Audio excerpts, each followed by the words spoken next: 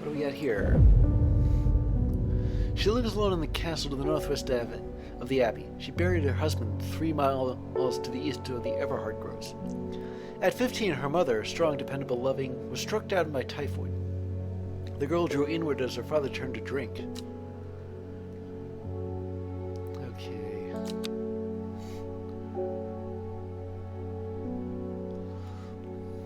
And today's Tuesday. Who's on first? Oh, Faye Swift. I must thank you. You're welcome. Last night, for the first time in weeks, my mind was calmed. I am no longer tormented by the visions of the woman in the jade mask and that terrible monster. Now I'm wondering if you have some wireless to keep my over-anxious thoughts at bay. Here we go. Okay, so it has flowers, and those are what the leaves look like.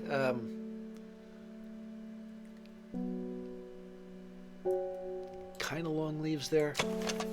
Smells like sweet rhubarb. I don't think so. This describes the flowers but not the leaves. Maybe it's this one. The one with the cream-colored flowers. Because I am so overwhelmed with how good they smell.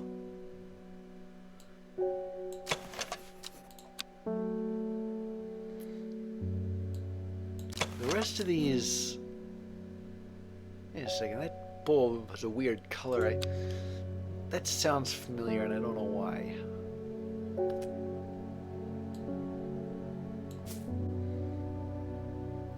But maybe it's this one, this worryless, because as soon as I take a whiff of it, I am like blown away. Yeah, there we go. Hop hard. Inhaling smoke from burning the dried leaves of this plant can provide pain relief. Firm leaves grow up the stems, leading to blue flowers. Okay, let me just get out my labels here.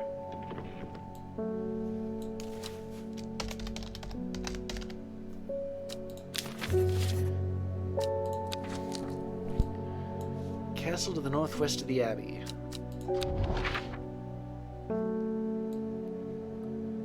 Does that mean that this place only has one abbey?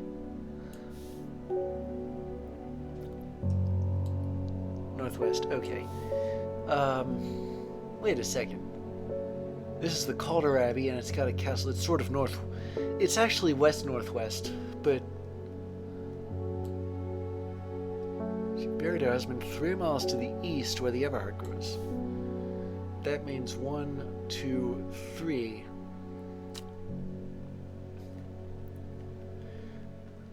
Okay, that means I'm going to this empty space, B4. A dead tree, its bark cracked and blackened by fire, stands alone on the hillside. Off to one side, a patch of flowers grow on a low mound. And I've got a new plant. Wait a second. That plant was called Everhard, right?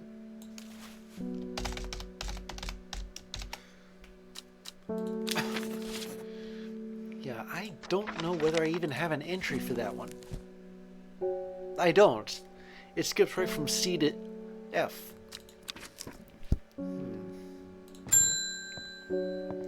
Oh, Simone's back. I met a strange man on the road to Sedberg not 2 days ago. Stranger still, he asked after you. Is it that Amos guy? He says he has something for you, don't ask me what. So I told him where to find you, but he looked stricken when I mentioned Undermere. Well, it's kind of nasty, this place. Says he doesn't come near towns at all if he can help it. I know people like that. He was headed west, at least I think he was. He said he was looking for the Winster Spring. I'll write this down for you. Thanks. Anyway, that's my news. Did you manage to find the plant I wanted? The common trash. I'm almost positive I did, and I handed it to someone.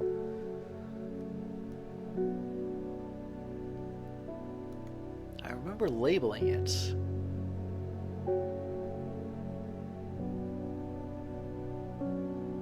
Yeah, here we go.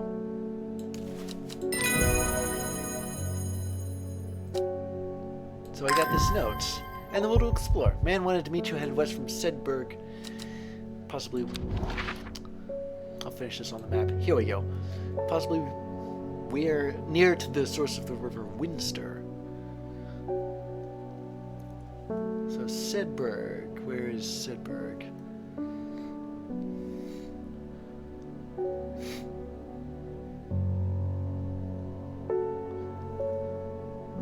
Well, Sedberg's a town. They're marked by round dots instead of triangular ones. Oh, headed west from Sedberg. Possibly near to the source of the river Winster. See, Sprint, Kent, Loon. Wait, he's here. At this pointy area. J22. Possibly near the source of... Well, it could be J22. It could be this woods here. I'm going with J22 because that's where the source of the river actually is. The hermit's camp is easy to find, nestled between two boulders above the spring. The cold remains of a fire ringed by stones is the only immediate sign that anyone was here. I call it, but there is no reply. The hermit is not here. A more thorough search of the campsite yields something interesting. Tucked off to one side, I discover some broken pieces of wood arranged on the floor. Down to East 3. Okay, so I'm guessing that the camp is a starting point. I'm writing this clue down. And I got more world to explore, but I'm going to serve a customer before that. I'm not long for this world. Really, he doesn't look his age at all. And I've decided that I want to be buried in a grave decorated with the rare and beautiful Caballia, like a Dreher huntsman with the Dranthium-covered tombs. Caballia. I have not identified that yet.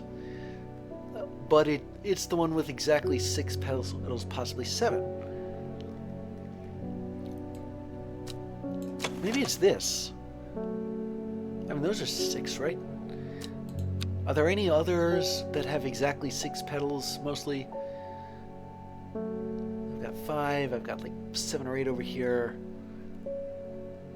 8, 5, 5.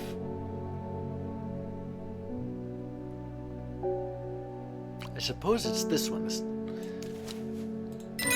Yeah, here we go. Caballia. And I have an entry for Eyebright. Take care not to touch its brightly colored thorns. They will do no lasting damage, but they contain a small amount of venom that will cause a severe pain for several days after. A plant that only grows to the south in warmer climates where they call it the Lirth, after a long-dead king, known to improve eyesight at night even in the darkest places. Let me just label Caballia. And then let's go back to the map. So we started here.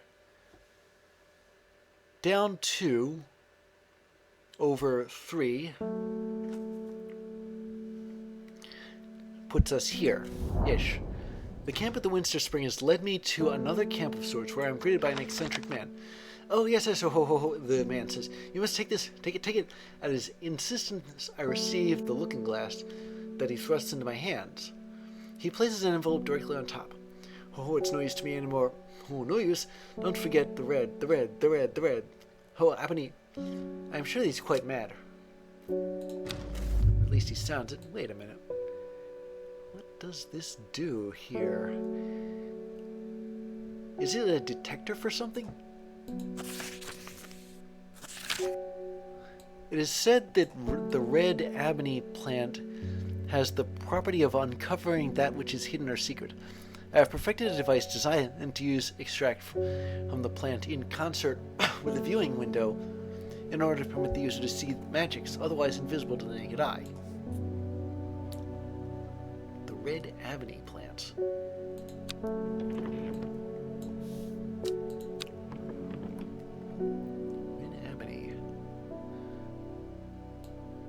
Well, I mean, I have a red plant, but do I even have an entry for this thing? No. I don't.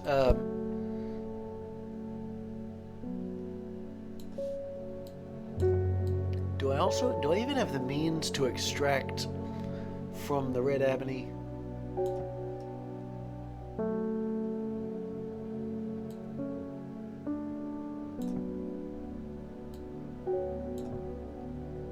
I don't even think I have one of those. We'll have to keep that on file. Anyway, next customer. Your reputation is growing, horticulturist. Thank you, person who won't give me your name. I hear you are the person to come to for plants that are difficult to acquire. My head feels like it's being torn in two lately. I'm looking for some hop heart.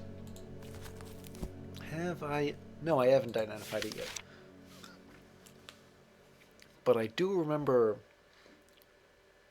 Let's see, firm leaves go up this... Okay, so the flowers are blue. I've got a couple of those here. Smells like sweet rhubarb. But the leaves aren't described.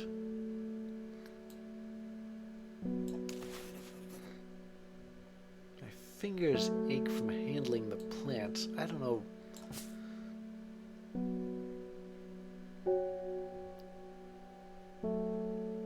if that's it either. The description's a little on the vague side.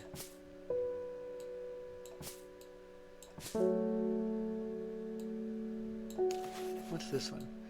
Well, it's obviously not that one. The leaves don't seem to have a mind of their own.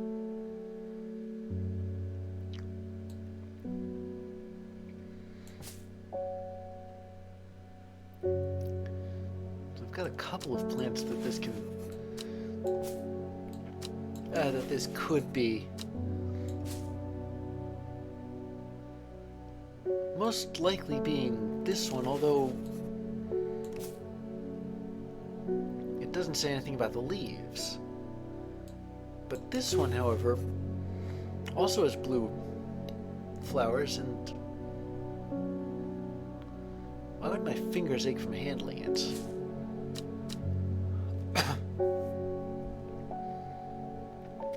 Is it because of, say, how firm the leaves are?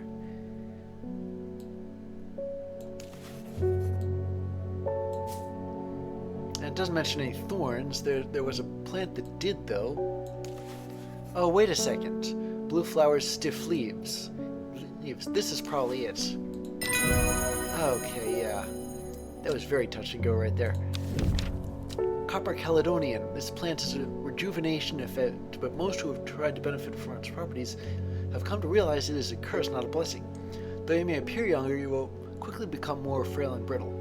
The red patches that are often seen growing on are, in fact, a type of fungus themselves and not part of the plant. Okay, let me label this one.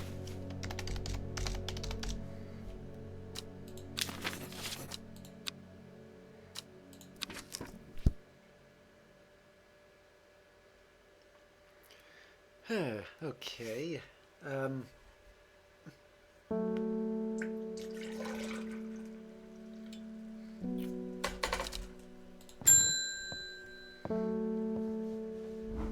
Reuben Ward is called on my quote-unquote unique expertise to aid in his investigation at the Swinside Stone Circle.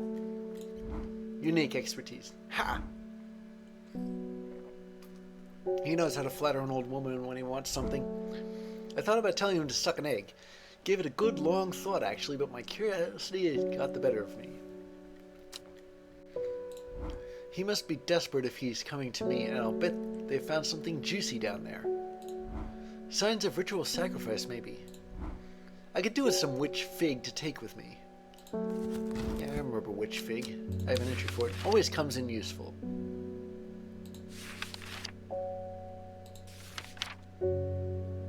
Okay, it has similar leaves to Fever Kiss.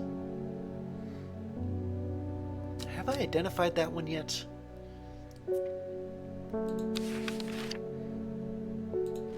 No. Okay. So I'm looking for a plant with red berries and pale leaves. Wait a minute. How many plants do I have with red berries and pale leaves? Nobody's asked for Fever Kiss yet.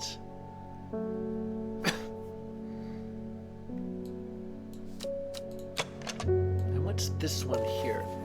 Well, it's yellow berries. You can't possibly confuse that with Fever Kiss. Maybe the plant I labeled Fever Kiss is actually witch fig.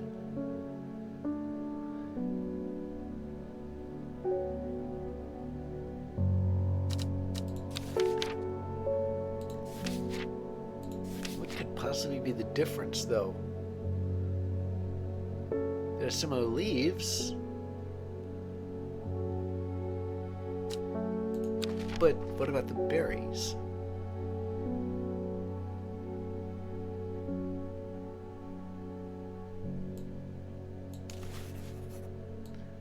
I mean, let me put these plants side by side here. The leaves aren't even that similar. It's possible that what I labeled Fever Kiss isn't really Fever Kiss.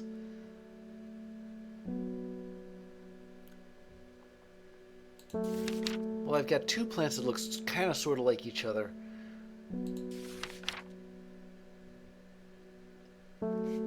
But it doesn't specify what color the berries are.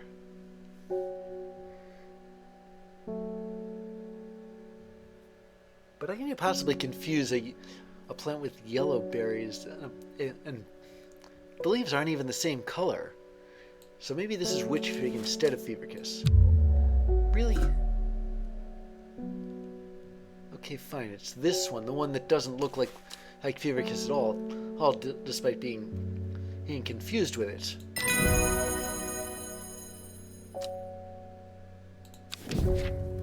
People tend to be drawn to the unusual flowers of the Jacob's Worth, but it is the leaves that have the most interesting properties. It is said that they will point the way towards any person you wish to locate and have been used successfully to find many a lost wanderer out in the fells. I think I know which plant this is. Let me just label the witch fig, which looks nothing like Fever Kiss at all, how might I add. Yeah, this one, what was that new entry I just got like 2 seconds ago?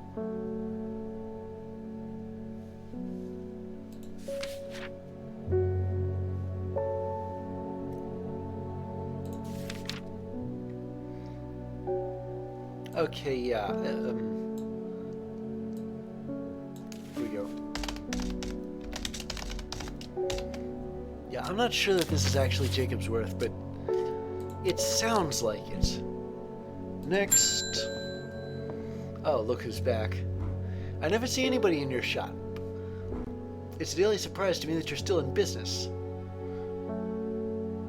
Believe me, I wouldn't be in here if I didn't have to be, especially if that darn cat's still here. I need some Bishop's parasol for a work-related matter.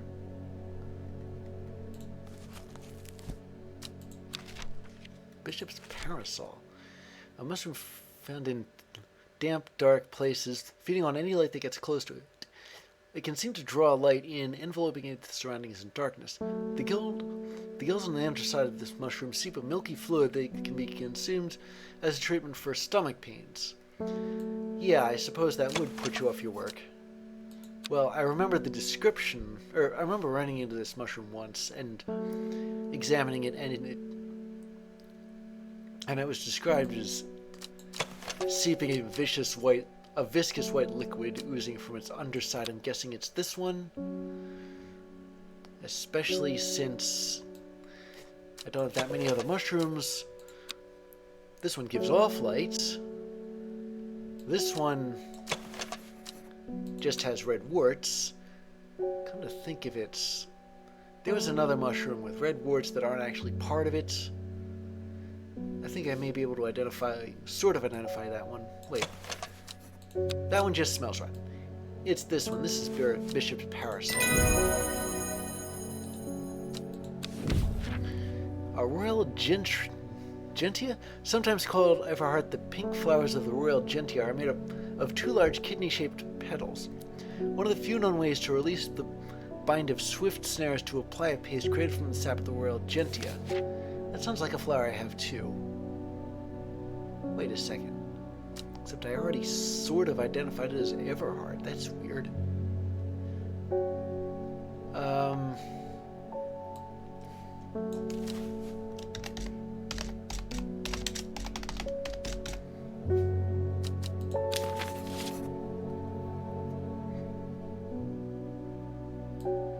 Okay, what was that again?